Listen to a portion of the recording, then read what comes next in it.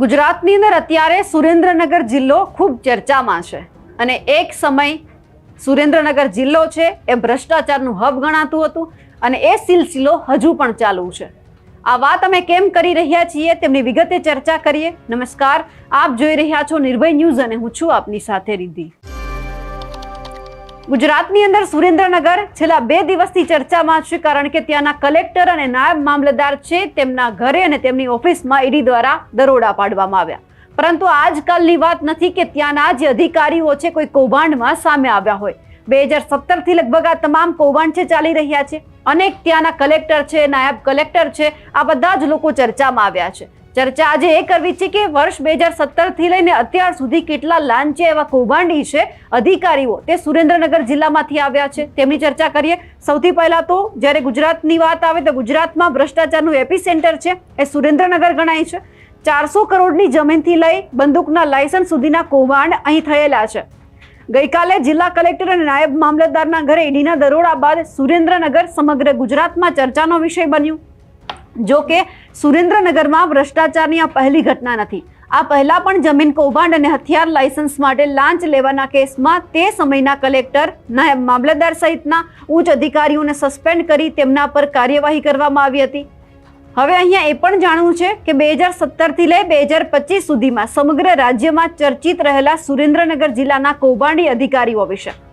ચોટીલા પંથકના બામણબોર જમીન કૌભાંડમાં તત્કાલીન કલેક્ટર કે રાજેશ તેમજ નાયબ collector Pandya, Chotila deputy collector, ઓફિસના કર્મચારીઓ, નાયબ મામલતદાર સહિતનાઓ સામે ગંભીર ફરિયાદો નોંધાઈ। જમીન સુધારણા કચેરીના નામે એક બોગસ સરકારી પત્ર બનાવવામાં આવ્યો। આ પત્ર બોગસ છે તે બાબત આરોપી અધિકારીઓ જાણતા હતા, છતાં તેને સાચો ઠેરવીને વીડની હજારો એકર સરકારી જમીન 17 થી વધુ વ્યક્તિઓને વેચી દેવાનું કૌભાંડ બહાર પડ્યું હતું। જે બાદ સમગ્ર રાજ્યના મહેસૂલ વિભાગમાં ભૂકંપ આવ્યો હતો। આ બનાવ બાદ રાજ્ય સરકારે તત્કાલીન સુરેન્દ્રનગર અધિક કલેક્ટર ચંદ્રકાંત પંડ્યા, તત્કાલીન ચોટીલા નાયબ કલેક્ટર વિજેટ ચૌહાણ અને ચોટીલા નાયબ મામલતદાર JL ધાડવીને ફરજ મોકૂફ કર્યા હતા। ત્યારબાદ ત્રણેય લાંચી અધિકારીઓ સામે એસીબીમાં સત્તાનો દુરુપયોગ કરી સરકારને ₹3.23 કરોડના નુકસાનની ફરિયાદ નોંધાઈ હતી। ફરિયાદ નોંધાતા જ એસીબીની ટીમોએ લાંચી અધિકારીઓની ધરપકડ કરવા અલગ અલગ સ્થળે દરોડા પણ પાડ્યા હતા। હવે આખું કૌભાંડ કેવી રીતે થયું તેમની વાત કરીએ। બામણબોરની 730 એકર 74 ગુંઠા સરકારી જમીનના ચોટીલાના તત્કાલીન મામલતદારે કલમના એક જ ઝાટકે ખાનગી માલિકીની ઠરાવી કરાવી દીધી। ત્યારબાદ આ વિસ્તાર સુરેન્દ્રનગર જિલ્લામાંથી રાજકોટ જિલ્લામાં સમાવેશ થતા કૌભાંડનો ભાંડોફોડ થયો, જેમાં જિલ્લા કલેક્ટરે મામલતદારોના હુકમ રિવિઝનમાં લીધો। બામણબોરના સર્વે નંબર 47ની આ ખેતીની જમીન પૈકી ખાતેદાર સાતાભાઈ ભાણાભાઈની 364 એકર 31 ગુંઠા તથા દાનાભાઈ ભાણાભાઈની 364 એકર 11 ગુંઠા જમીન ફાજલ ગણીને 1981માં સરકારી જમીન તરીકેની નોંધો ગામના દફતરે પાડી દેવામાં આવી। ત્યાંથી કુલ 730 એકરથી વધુની આ જમીન સરકારની માલિકીની હતી। મહેસૂલ પંચ સુધી ચાલેલા કેસમાં અરજદારોની અપીલો પણ નામંજૂર રહી। આ જમીન અંગેના હુકમો ચોટીલાના તત્કાલીન નાયબ મામલતદાર GR ધાડવીએ કર્યા હતા। જે તે વખતે તેઓ તાલુકા મામલતદારના ચાર્જમાં હતા।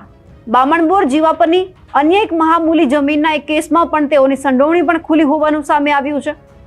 આ દરમિયાન બામણબોરના આ જમીન કૌભાંડમાં જમીનનું 17 જેટલા આસામીઓને વેચાણ પણ કરવામાં આવ્યું, પરંતુ ALCની આ જમીન કૌભાંડ થયાનું ખુલતા જ 17 જેટલા વેચાણની હક નોંધો રિવિઝનમાં લઈ જિલ્લા કલેક્ટર અરુણ મહેશ બાબુએ રદ કરી નાખી છે અને આ જમીન સરકાર હસ્તક મૂકી પણ દેવામાં આવી છે।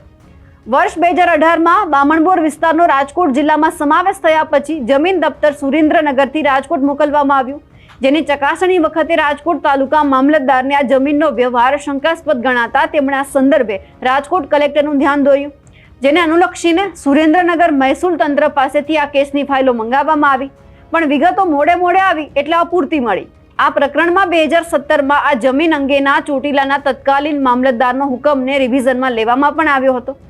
હવે વર્ષ 2021માં અહીંયાથી જ હથિયાર લાયસન્સ કૌભાંડ છે તે સામે આવ્યું।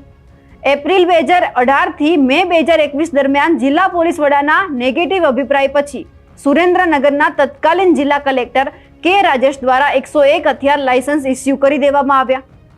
CBI દ્વારા 18મી મેના રોજ સુરેન્દ્રનગરના રહેવાસી મથુર સાકરિયાના હથિયાર લાયસન્સ માટે કલેક્ટર દ્વારા 4 લાખની લાંચ લેવાના આક્ષેપના આધારે CBIએ આઈએએસ અધિકારી વિરુદ્ધ ફરિયાદ દાખલ કરી. કે રાજેશે સુરેન્દ્રનગર જિલ્લા કલેક્ટરના કાર્યકાળ દરમિયાન કુલ 271 હથિયાર લાયસન્સ ઇસ્યુ કર્યા. એ સમયે સીબીઆઈએ 2011ની બેન્ચના આઈએએસ અધિકારી કે રાજેશની ધરપકડ કરી.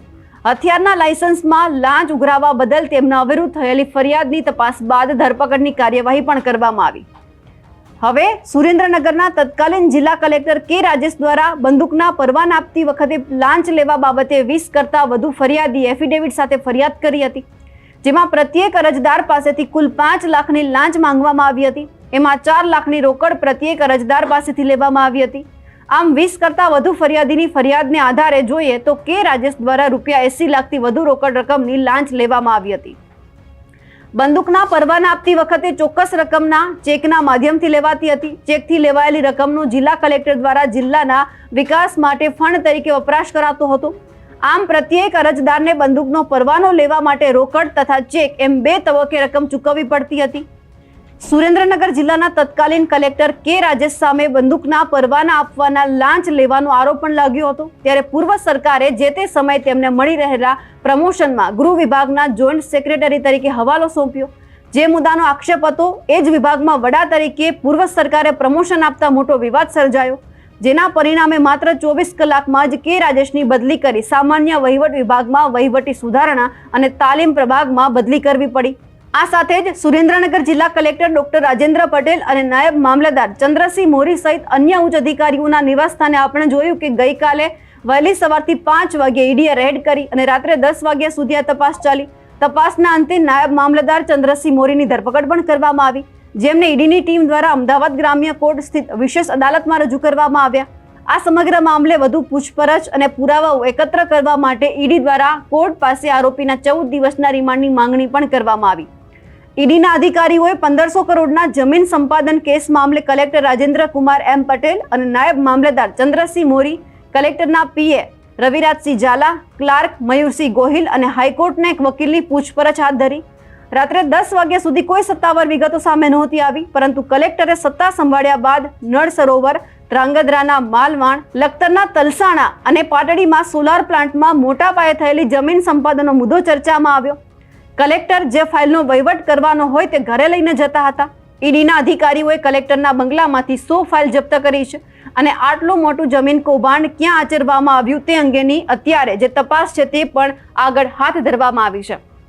એટલે ક્યાંક સવાલ એ થઈ રહ્યો છે કે માત્ર જે આ 2 અધિકારીઓ છે તે ચર્ચામાં નથી આવ્યા. અહીંયા તો વર્ષો વીતી ગયા, તેમ છતાં અધિકારીઓ જે આ જગ્યા ઉપર આવે છે એ કૌભાંડ કરવાનું ભૂલતા નથી. પરંતુ જે વર્ષ 2017થી લઈને 2025 દરમિયાન જે લાંચી અધિકારી, કૌભાંડી અધિકારી સામે આવ્યા છે તેમને લઈ આપ શું માનો છો? કમેન્ટ કરીને ચોક્કસથી જણાવજો. સાથે જ અમારી નિર્ભય ન્યૂઝ ચેનલને લાઇક, શેર અને સબસ્ક્રાઇબ કરવાનું ભૂલશો નહીં. નમસ્કાર.